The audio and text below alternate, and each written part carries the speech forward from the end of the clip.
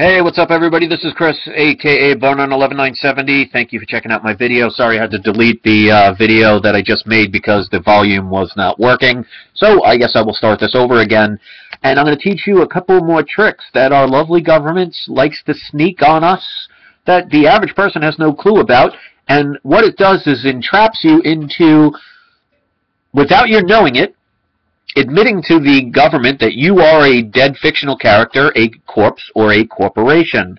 So let's get into a couple of tricks they use with the U.S. mail, which goes through the U.S. Postal Service, which is part of the U.S. corporation. Now, how many of you, when you're writing a letter to somebody, if you even do that anymore, but let's assume that there are people who still have to do that from time to time, how many people use abbreviations when they write streets? Like road and lane and street. I bet most people do. How many people abbreviate the state that they're sending it to? I used to do it all the time. Convenient. What you learn is, after a while, is they use the art of convenience for us lazy people, because, you know, we all do it. It's just a matter of, oh, it's easier to write NY instead of spell out New York, or MI instead of Mississippi. But what people don't realize is when you are writing on your letter the abbreviated state codes, what you are doing is you are actually not talking about the state, the union state. Like, for example, if you're writing to New York, if you write NY, you're actually admitting to the Postal Service, which is a corporate entity, that you are acknowledging the fact that you are writing to a corporation. And ignorance of the law is no excuse. So law is based on presumption. So they're presuming that you know what you're doing. So they'll think, well, this is how we can entrap people, by lying to them and never telling them about it. So if you want to not be part of that corporation, the first thing you're going to do is you are going to, from now on, write the full state name.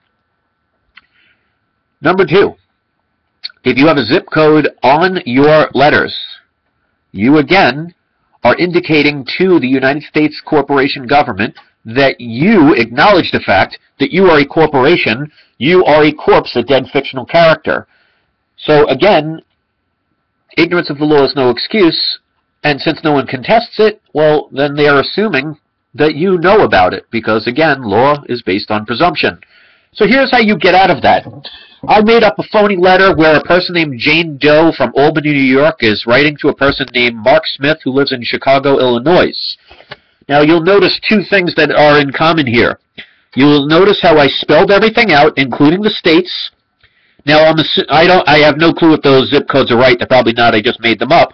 But you'll see on each one, two things are in common. First, they're in a box.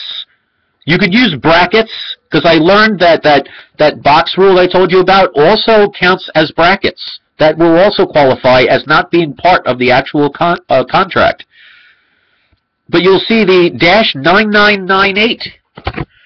What -9998 means to the Postal Service and to the U.S. government, the corporation, is that you wish to not reside in the U.S. corporation. You wish to be mailing to America. America, the country, United States, the corporation. Here's another thing you don't know about, where they entrap us with our words. Let's say a person you're asking lives in New York, and somebody asks you, well, where do you live? Where are you calling from? Where do you reside? And you say, oh, I live in New York. Doesn't that sound like something you would say? Or, I live in Chicago, or I live in Alabama, or I live in Hawaii. Well, let me tell you this. Only dead people live in something. In the ground. You live on the ground. This is how they entrap you. So I know it may sound crazy to some people, but in law, if you are in a courtroom and you don't know legal definitions, they are going to walk all over you. So if they ask you a simple question, where are you from? And you say, or where do you live? And I say, oh, I live in New York. Well, they have now gotten you to admit that you are a fictional character, a corpse. Because even a corporation in court is considered a person, which is a legal entity. It's a dead fictional character. So you don't want to be in the ground, in New York, in New Jersey, in Connecticut. You're on it. Because living people live on the ground, dead people live in the ground. So it's more and more information that's showing that these things are not crazy. It may sound crazy, but if you've ever heard the expression that life is stranger than fiction, or truth is stranger than fiction, I'm not sure which one, it could be both, but it holds true.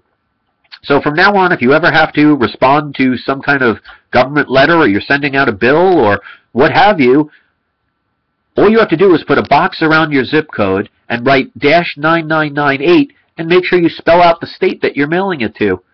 So what that's telling the post office is you know the game, and you're not playing it anymore with their deceit. That's about it I'm going to use for now. I'm going to continue to give more information as I learn it and as I feel the ability of people to be ready to handle and understand what I'm talking about. Check out all my other videos if this is the first time you've been here. And if you appreciate this kind of information, I want you to like it, I want you to favorite it, and I want you to share it, especially with somebody that you think would benefit from this kind of information. Because you got to look at it this way. With these letters and what I'm talking about, what do you got to lose? A lot more than you have to gain by not doing it. So thanks for watching, guys, and don't forget to have your trolls spayed or neutered. And if you've not been part of the Barnard Nation, hit the subscribe button in the box below. Have a great day. Peace.